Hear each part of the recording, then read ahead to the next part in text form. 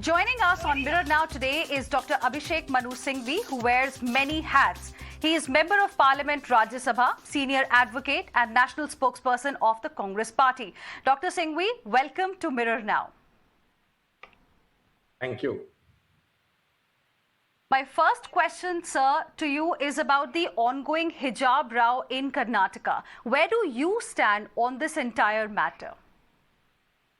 Look, this is something which has legal issues, political facets, cultural and ethnic facets.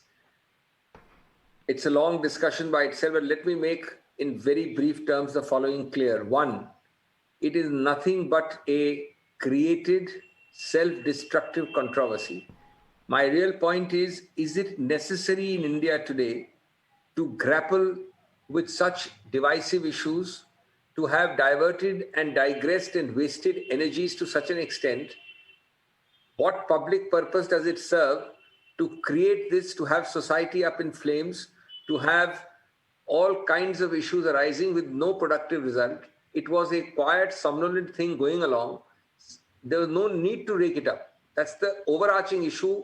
If you want to go, I can go into the legal aspects, where I believe personally that as much as Article 25 of the Constitution is Article 15, the sexual discrimination implicit qua girl students. If you want to go into the cultural aspects, there is the issue that in Karnataka has been one of the most placid states on these issues. And yet, by making identity crises, by creating them, by underlining them for people, you are creating an explosive cocktail which will be difficult to contain. Sir, there are contrarian judgments on hijab not being an integral part of Islam. Do you think false equivalence today is being drawn between Sikhs wearing turbans and Muslim women wearing hijab? I agree that you need absolutely different approaches to different religions, and equivalences between religions may not be correct. I agree with you. Let me for a minute assume, and this debate will only be decided by a court, I am nobody to rule on it, nor is the media, nor are you, that hijab is or is not an essential part of Islam. My point is, where was the need to create this controversy by creating this circular and having this debate about schools versus PU colleges versus full degree colleges? Where was the need for it? There was a society carrying around for decades and we didn't have this problem. Why does this problem arise now? That's the real issue we're not addressing. As far as the legal part is concerned, the court will decide, but I absolutely do not understand one of the very quaint reasons given that wearing hijab is a law and order or a public order issue. I heard that, I read that. I was astonished. How can wearing hijab, irrespective of the merits of the constitutional validity, which will be decided by the court, how can that be a public order issue by itself? And just imagine in Karnataka, and for that part in overwhelming number of schools, colleges and PU level institutions, people wearing or not wearing out of choice has never been a major obstructive, divisive issue in society. Why should it suddenly be allowed to become one? Because the larger issue we are forgetting. You have with us, unfortunately, a divisive government, wherever it is, in center or in states, whose only job is to create this overarching ambience, which is distrust, divisiveness, personal acrimony, finger pointing.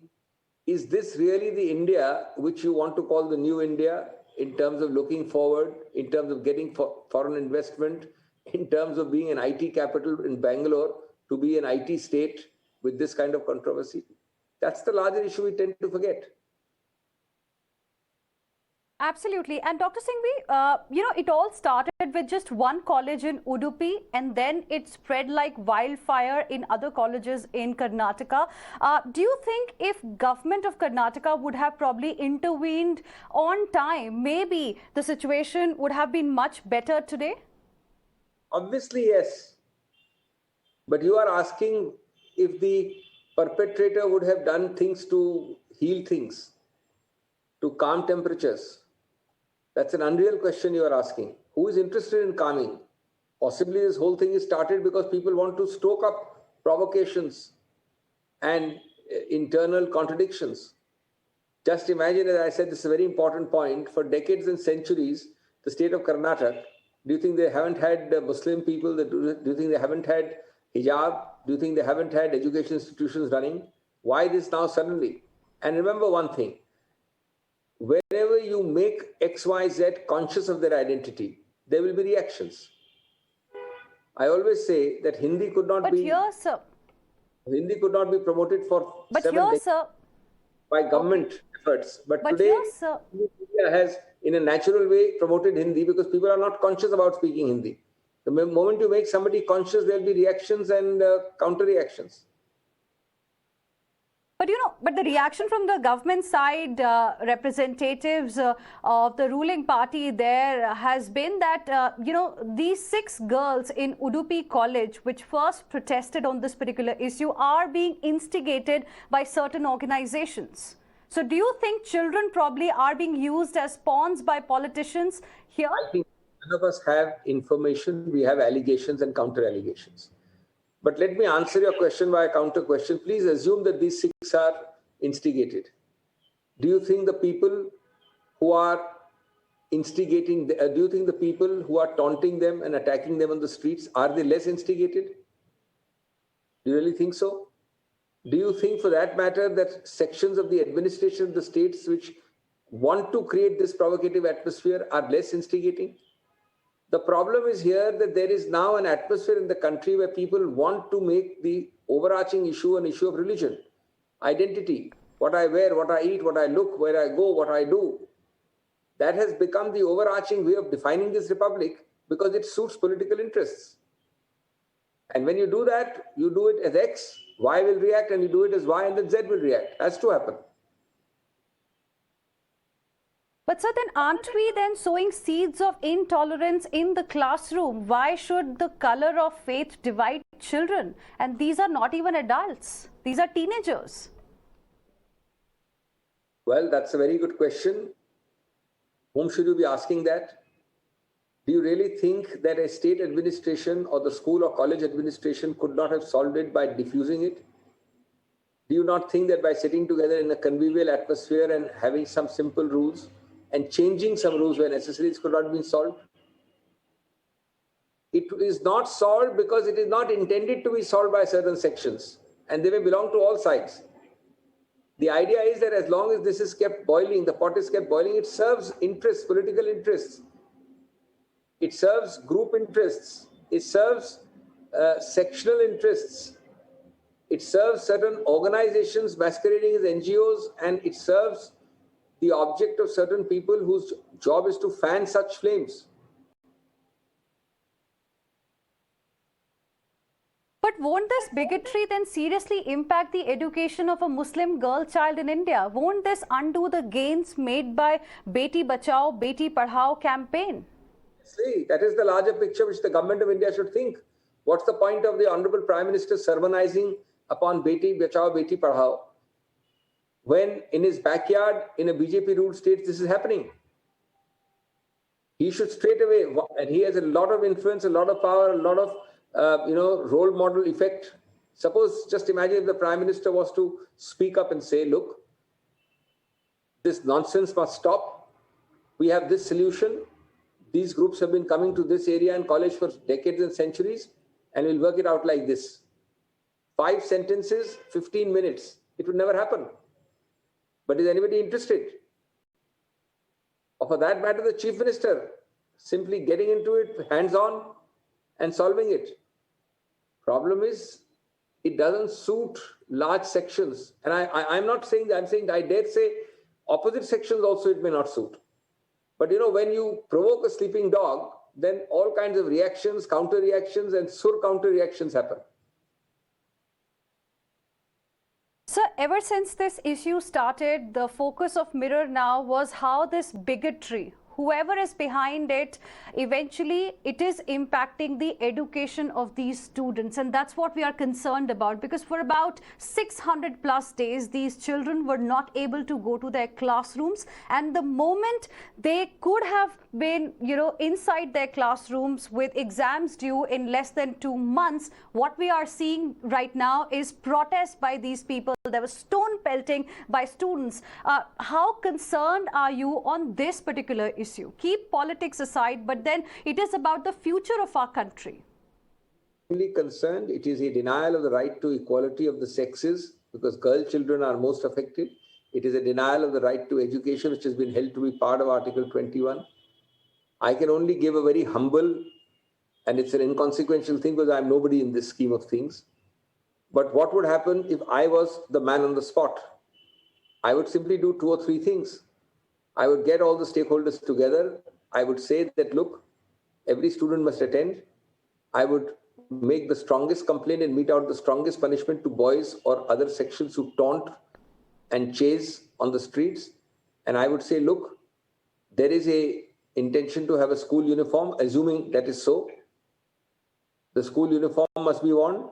Along with that, appropriate covering of the head or the,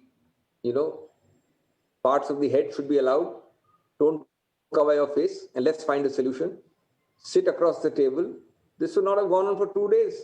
But you are assuming that we are in a constructive dialogue, solution-oriented approach. I am assuming this. These are all wrong assumptions. The idea is to conflagrate. The idea is to escalate. The idea is to further inflame. And if that is so, you will not find a solution except by an imposed solution by a court, which itself is also not a solution. Courts don't like this, but they are helpless. They have to give a solution which is an enforced solution. Important points you've made, Dr. Singhvi. Now, shifting focus to another important issue that we want to discuss with you, and that is Russia-Ukraine crisis. Dr. Singhvi, when UPA was in power, Mr. Shiv Shankar Menon had said that Russia has legitimate interest in Ukraine. Now, India, in the current scenario, has taken a middle ground. Is this the right approach? Well, in foreign policy, generally speaking, middle ground is always the safest and the right approach. As you know, Aristotle said that virtue always lies in between. It's the median between 2 extremes, each of which is a vice. But let me explain and expand a little bit here. And in foreign policy, remember, there is normally the Nehruvian tradition is, and that's a very much abused word now, but the Nehruvian tradition is that there is an unprecedented convergence of national support on foreign policy issues, which at least the Congress has followed to the extent it should. But the point is that who is our oldest ally? Who is our a country which has stood by us in thick and thin? And I'm certainly not saying that everything is hunky-dory with a country like Russia, but it is a country which has stood by us through difficult times. Point 1. Point 2, our backyard has a clear enemy, China. Therefore, you need a support and an ally in that country's backyard, that is China's backyard, Russia. So the point I'm making is that for the first time in many, many decades, we have, because of the brazen pro-US support shown by this country, we have a distancing of Russia with us. I'm not talking of Ukraine. I'm talking of India-Russia relations. And I would hate to see the slightest dilution in our relations with Russia, because we need a strong neighbor in our backyard to stand up for the axis of China and Pakistan. We are close and rightly close to US, but we have somehow allowed that to be redefined in the last few years to mean that we are distancing from Russia relatively, that we are taking the side of USA too much. We have to guard against that in a general sense.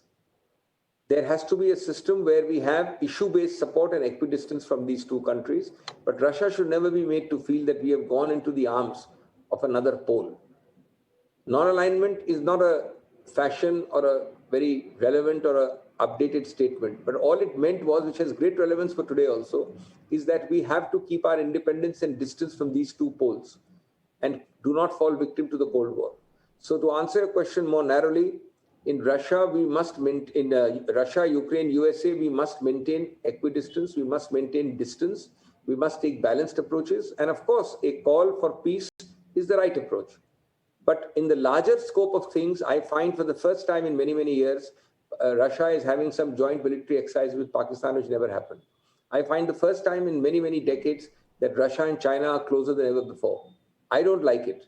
I want that balance to be righted. That's the larger context of Ukraine, Russia, and US, which otherwise doesn't concern us. What concerns us is supreme, selfish national interest of India. So, should there be a direct response from India's side in this evolving geopolitical scenario, given India's close ties with Russia, especially with respect to energy supply? Of course, the factors that you've mentioned are very, very important, and the situation geopolitically is evolving. So, do you think India should, still try to be in a wait-and-watch mode, or there should be some kind of a response by India? I think, in such matters, now we are talking more narrowly, not of Indo-US-Russian relations, but more narrowly of the Ukraine situation. In such matters, I think it is better to speak less, to be less interventionist, less voluble, and call A, for peace repeatedly, B, for maintaining broadly an equidistant position on both sides, and C, for clearly eschewing war and violence. Of course, along with that comes stability, and gas issues will come up, but I think these three should be pushed by us without seeming to take sides. We should not take sides in any manner. Clearly... Okay, but you think it will be in India's interest now to prevent a war, to ensure that crude doesn't spike? Brent already has touched about $100 a barrel. No brainer at all. I mean, it's in India's interest 99 out of 100 times to prevent any war. Much more so this one. Absolutely. I mean, this is only it's a lose-lose war for everyone, including the principal stakeholders. And India is not directly in that sense a principal stakeholder, but it's a lose-lose war for everyone. You will have, as Albert Einstein, I remember, said that I don't know about the Third World War, but the Fourth War will be fought. The Fourth World War will be fought with sticks and stones, because by the third time, everything will be devastated. You won't even have weapons left to fight. Now, this kind of conflagration, don't forget how World War II started or World War I started on very small things. You don't need this kind of conflagration to become a kind of a bigger war. And I think it's a no-brainer that India, and not from the narrow point of view of energy alone, energy, of course, yes, should allow it to escalate. Therefore, our primary role has to be to call for peace, stability, and, drawing back and no violence, and then to support each side and provide platforms if necessary in India to have joint meetings of US and USSR to diffuse it. Well, that's one aspect of the story. Now, another aspect, Dr. Singhvi, is the impact our energy prices will really have. Like I mentioned already, Brent has crossed $100 a barrel. Now, given the crisis in Eastern Europe post 10th March, do you see us heading towards high inflation scenario? Absolutely. Absolutely. Whenever there has been war, and this is a much bigger war than the smaller ones you had in the recent and the longer past, oil price has been a casualty in the sense of rocketing. India, as you know, between 80 to 90% imports. So it's the worst thing India can expect or want. And today, inflation is crossing new heights. Inflation has been 6.62% in 2020. And imagine in COVID times 2021 with deflation in terms of demand, you still had these figures. So you can imagine if there's a jack-up of these prices, what will happen? So, I mean, it's a vital issue for India in terms of controlling prices, which is why we must repeatedly call for de-escalation. Okay. And Dr. Singhvi, before I talk to you about the elections, because we are in the middle of the election season, there's one more issue that I want to discuss with you, and that's about the issue of cryptocurrencies. RBI seems to be against cryptocurrencies in India. What is the view of the Congress party? Will Congress party support a ban, something that the RBI has been quite vocal about? I don't think it's a relevant question to ask a political party so much. I don't think the Congress has taken that kind of a definitive view as a political party. I can give you individual views, including mine. The main view is that there is chaos and conflict in terms of a national policy decision, which I think is liable rightly to criticism. Just see, the RBI, the premier organization of India, has taken it one extreme, if I may say so, view. They have castigated and condemned it. In fact, earlier reports have called for a ban also. The government in this budget has taken a revenue-oriented view. There are things which may be, as they say, noxious, but we must tax them and get money out of them. In between all this, what is left out is that there is no proper, stable regulatory framework. Just like the data protection bill, we have been promised a cryptocurrency bill of some sort or the other to create this framework, and we are still waiting. By the time something like that comes, you would either have had great gains or mayhem and destruction. Today, the government's approach is very mercenary, get money by taxation out of this whole thing. But where is the framework? The framework is not the job of RBI to create a law. They can't create a law. The government should this way or that way take a call. I would say the call should be recognition, continuation, but with strict, stable, specific, certain and transparent regulation, possibly with an independent regulator. Now that requires a very good, nice, gleaming, shining new law, and we are nowhere near creating it. And that's my criticism. What could be the delay? What could be the reason behind the delay in coming out with a bill on this particular issue? We've been waiting for it for over a year now. Well, a lot of things have no particular reason. One is legislative ennui. Legislation is ultimately the government's primary obligation, and it is only through the government that it moves. And there is a huge amount of ennui. I mean, imagine much worse than cryptocurrency is the data protection bill. I think we'll all be getting our old age pension by the time you start having that bill in terms of an act operational. Now, this one, I think the reason is just, casualness, confusion, leading to huge delay. And secondly, to let things be uncertain and chaotic and enjoy the fun while reaping in some revenues. That's what this budget shows. It was very strange to find the finance minister saying in Parliament, we are not asking for a ban, but it doesn't mean that we will not collect revenue. And while saying this, noticing that there is no regulatory framework. So it's a very, very undesirable state of affairs. Dr. Singhvi, there's another important issue as far as the state of the economy is concerned that I want to discuss with you, and that is about the biggest bank loan scam that has been unearthed. And here the amount is much higher than the last 3 bank frauds that we got in the recent years. There is a political blame game that's going on. But what do you make of, this entire situation? Because in 2014, we were given to understand that all kind of bad loans have been recognized, and now we are working towards resolving the issue. But in 2022, CBI files an FIR in this particular case when the account had become an NP or a bad loan way back in 2013. What explains the delay? You see, political cacophony is something which makes a casualty out of so many things in this country. It helps some, but it makes truth a casualty, and it also makes proper retributive justice a casualty. This particular scam, the figure, and probably the figure is even higher than 22,000 crores, is bigger than the aggregation of all the other scams you've been hearing for some time. Now, in this political arop, pratyarop, allegation, counter-allegation, 2 dates stand out. Let us assume the loan was given in pre-NDA times, and I am very amused by this kind of a immediate debate. It was given in your time, not my time, not your time. That's a sterile debate according to me. Assume it is given in UPA time, and assume it became an NPA in 2013, just before the UPA went out. 6 months later, it went out. One question stares you in the face, does it not?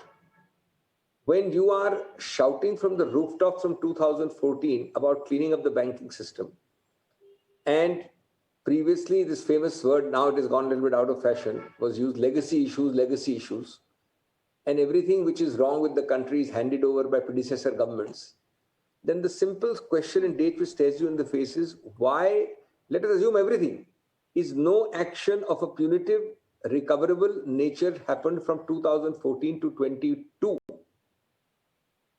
5 years have gone, then one election has gone, then 3 years have gone in the next election. It is not possible to digest the fact that for 8 long years, a discovery of an existing NPA in 2013, estimation of the nature of the areas, interrogations, investigations, forensic audits, and the initiation had to take 7 long years, not 7 years, I'm sorry. 8 years plus 9 years, 8.5, 9 years. So clearly, you have to accept the fact that there has been somewhere or the other a lackadaisical attitude in making political scoring points but letting the actual big issue go away. And there has been, the dates show it.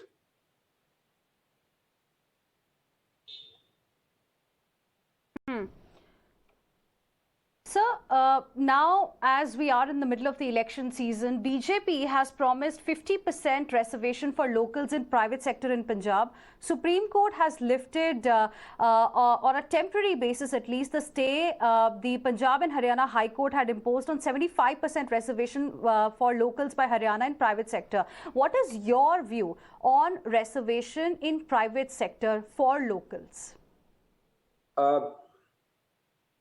See, first of all, it's a much larger issue than people believe or know about. It's a fundamental constitutional issue. And I think a lot is to be said on the ground that India, as a unitary country, as a federal country, as a single country, would be poorer and less effective if each state was to have affirmative reservation for its own locals. The very idea of a unitary market, look at the irony. On one hand, you have a one nation, one market, one tax on GST. On the other nation, on the other hand, you have one nation, multiple employment markets, 22, 38, 25. That's one. Two, it's wrong to say that the Supreme Court has affirmed Haryana at all. Please don't misunderstand that at all. The Haryana had stayed it. The Haryana High Court had, Punjab and Haryana High Court had stayed it. The Supreme Court set aside the order for lack of reasons. So in that sense, the judgment went in favor of Haryana. But equally, the court said that from now till 1 to 1.5 months when Haryana decides the matter, that is the Punjab and Haryana High Court decides or redecides the matter, till then the Haryana government cannot take any coercive action, which means the old status quo, namely of private sector not obliged to hire locals, would continue. The old earlier status quo would continue. So therefore, there is a balancing by the Supreme Court. I personally believe, and I'm not talking politics, as a lawyer, I'm talking as a constitutional lawyer, that there's much to be said about this being constitutionally suspect. It hits at the very root of individual states, completely converting the labor market in the private sector, mind you. We're talking of the private sector, not only government entities, private sector, converting it into a very rent-seeking, rack-renting, subdivided, localized 30-odd markets, which I think goes against the grain of all economic policies, of all economic theory. It is not far from being now will be forcing every state and private enterprise in every state to only hire locally. That would also lead to a talent diminution. It would lead to all kinds of restrictive trade practices, and certainly would not be the optimum result for India. Okay. Now I want you to wear your the hat of a politician, and the way political temperature has gone up in Punjab, specifically ahead of voting. I want to ask you, do you endorse Punjab Chief Minister's Bhaiya remark? I think that should be done and dusted and over. The man himself has clarified repeatedly. Now, if you made a remark and somebody misunderstood it and misrepresented it, immediately when the Chief Minister clarifies it, then nobody should have any angst or misgiving about it. What more can he do except clarifying it very clearly? Now, there is a view, that view may be wrong, that a large number of political parties playing there in terms of personnel are using imported birds of passage. And that is what the Chief Minister intends to address when he was saying this. He may have been misunderstood, but that's over now. And last question before we let you go. What will you say about Kumar Vishwas's Khalistan claim against the Delhi Chief Minister there in Punjab? Well, I think it's a nice little, spicing on the top of the political cocktail, which is nearing its end in 2 or 3 days of voting in that state.